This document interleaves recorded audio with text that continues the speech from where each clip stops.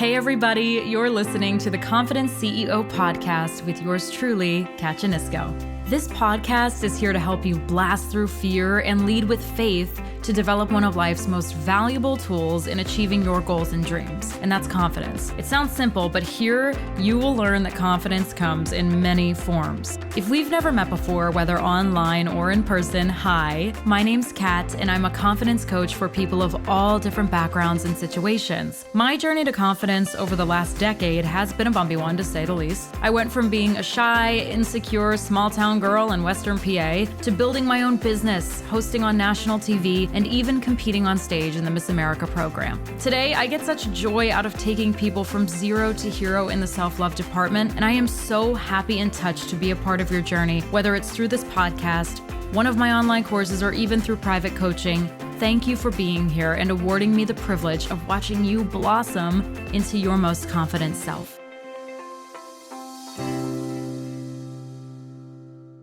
This is one of the most requested topics I get from clients, coaches, and business professionals, and lucky for you, I've done so much of it in the last 15 years of my life that I consider myself to be quite advanced at it. The it that I'm talking about is networking, and it's one of the most crucial skills in landing a job, capturing leads, or running a successful business of your own. I know, just hearing the word networking can make some people physically ill. I used to be that way too, but after years and years of confidence building and practice, I no longer cringe at the thought. And I want to help you get to the same place through these podcasts, through my blogs, and also through my online courses. Let me start by stating this again. Networking is crucial. It's arguably one of the most important skills in standing out from the competition in landing the job or the client of your dreams. And here's the good news. It doesn't have to be scary and awkward. In fact, I'm going to teach you so much on this subject that you'll go to your next virtual or in-person networking event feeling comfortable, confident, and believe it or not, excited to be there. Like anything else, networking requires confidence. Easier said than done, right? And that confidence takes time to build. But with these few tips, you'll find yourself a lot more comfortable in introducing yourself to people you'd normally never reach out to.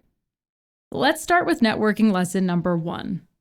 Always remember, no one is above you, nor are you above them. I find so often that people limit themselves before they even reach out to someone online or approach a potential connection at an event. We convince ourselves that the person we're connecting with wants nothing to do with us, doesn't have time for us, or just straight up doesn't want to hear from us. This is especially true for those looking for a job or trying to find new clients in their business.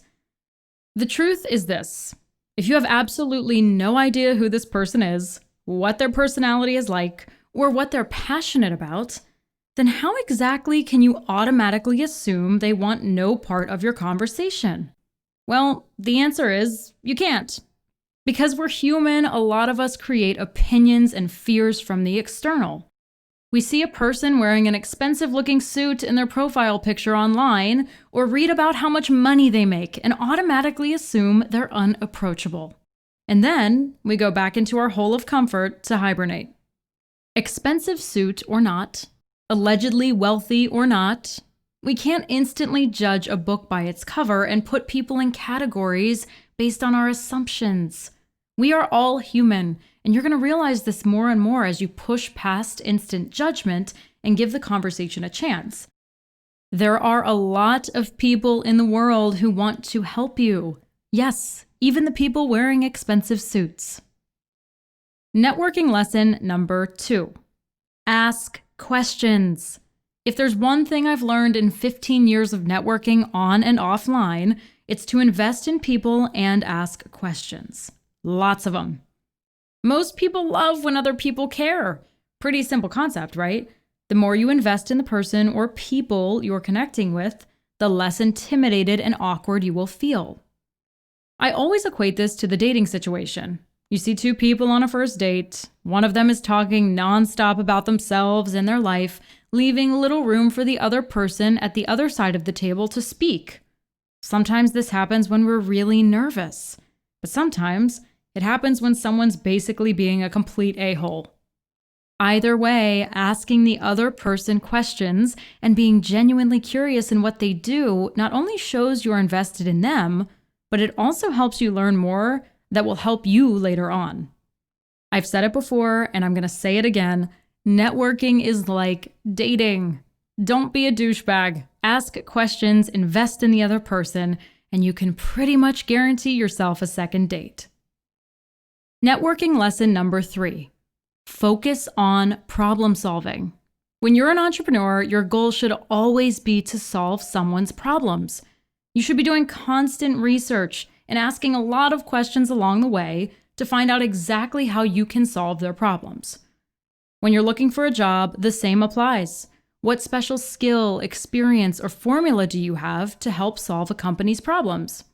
When you show a person or a business the exact ways in which you can help them with your skills and your experience, you not only validate yourself, which builds confidence, but you instantly become a hot commodity in the eyes of the person across from you. Knowing how to help people and businesses, even in the most general way, is helpful when communicating because it adds value and it keeps the conversation going. In my experience, this is one of the best icebreakers out there in the world of networking. Now, those 3 lessons are, yes, super important, but changing your mindset is above all the best thing you can do when building relationships with people.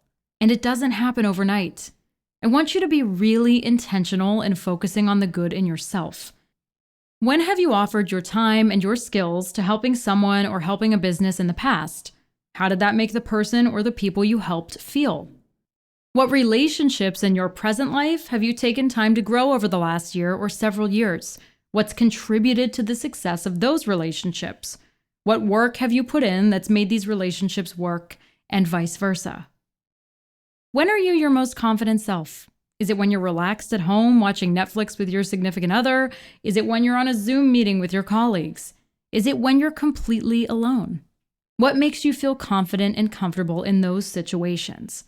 Maybe it's familiarity and acceptance. Maybe it's a lack of pressure.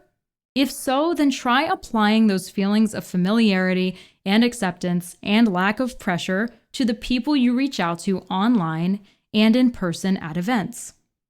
Sure, it's going to feel strange, but trust me, the more you do it, the better you get at kicking the intimidation factor to the curb when meeting new people, and the more confidence you gain in the process. Basically, the grand moral of the story is this: invest and express interest in the person across from you, in real life or in virtual life.